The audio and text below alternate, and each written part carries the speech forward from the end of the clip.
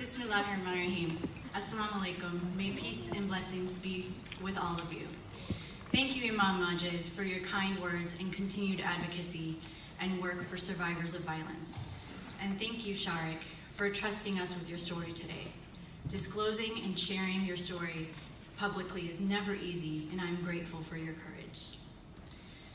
To the Hibri Foundation, thank you for this esteemed recognition. Thank you to Farhan, to the entire Hibri staff, and to Sara for all that you've done this evening to celebrate the work of Hart, Professor Gans, and Amardeep. I am honored to be included with them, and with all of you. To my family and friends, and most of all my Hart family, you have been with me from the very beginning. You have walked with me through all of our successes and through all of our pain. This award belongs to all of you, for this work would not be possible without your tireless commitment and continued support. It is a pleasure, a lifesaver, to be on this journey with you. Thank you. I began in the name of God, the most gracious, the most compassionate. I repeat these words multiple times a day, every day. Over and over again, I am reminded that one of God's greatest qualities is his compassion, his mercy, his graciousness. This is what I want to talk to you all about today. Many, many years ago, a man by the name of Muhammad enjoyed solitude and deep contemplation. He was married and he belonged to a large tribe of people, but we know that he often retreated alone to a cave called Hira during the month that we now know to be Ramadan. One day, an angel appeared before him and hugged him tight, so tight that he could barely breathe. And the angel said to him, an illiterate man, read in the name of your Lord. This was the first revelation that the Prophet Muhammad, peace be upon him, received from God. And even though we glorify this story, it was truly a miraculous and divine moment in our history. We often forget that the Prophet was shaken to his core.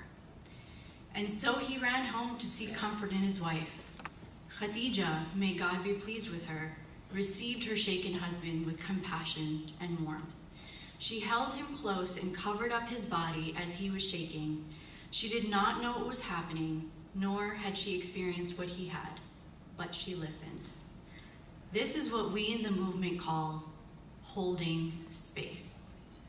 She modeled a RAHMA that not only embodied empathy, but a sincere belief in his agency and his ability to do great things.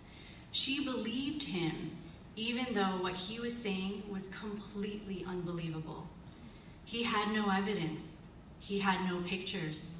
He had no witnesses. Yet she believed him, and she believed in him.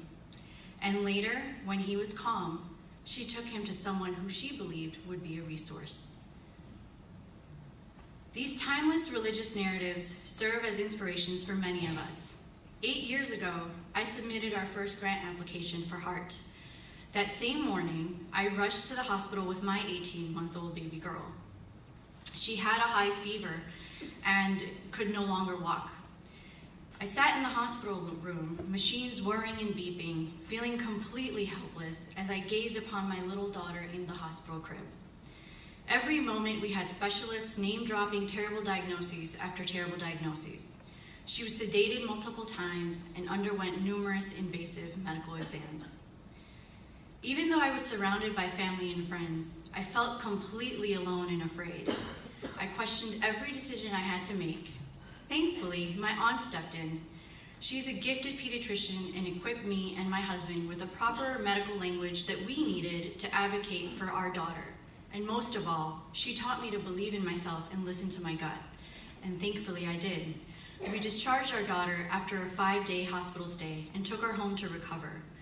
She is now 10 years old. It is no coincidence that Hart's work began that same year, and that its greatest strength does not lie in its programming, but rather what it offers to people. To be a non-judgmental community space that provides people with the resources, knowledge, and self-efficacy that they need to navigate the complexities of reproductive health and sexual assault. We quickly developed our RAHMA principles, a simple but very fundamental framework for those who seek help from us. RAHMA is holding space with the woman who struggles silently with pregnancy loss, while fielding questions from community about when she and her husband will start a family.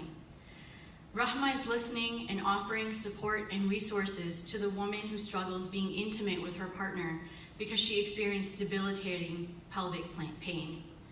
RAHMA is believing the person that comes to you with her story of teenage sexual assault at a party and feels that she needs to come forward now and expose her perpetrator as he attempts to become justice of the highest court in our country.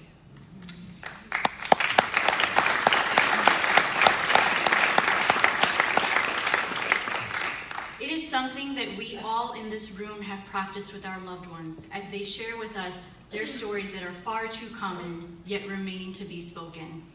It is about replacing judgment and disbelief with compassion, support, and healing. It is that simple. There's no denying that this work is controversial and uncomfortable because it challenges people to reconsider how we think about gender, sexuality, and sexual violence. Trust me, we have a lot of critics. There are many days that we've wanted to give up and exhausted and emotionally spent. But there are also many days that we are reminded of why we do this work, when those that are most impacted share with us their stories of healing. And so, we will not stop. We are the daughters of Khadija. May God be pleased with her. She taught us this path, and we honor her by following in our footsteps. I invite you to join us in responding with RAHMA. We all can reflectively listen and affirm those who come to us in crisis. We all can honor their context and maintain their privacy, and we all can assist with providing resources. Thank you.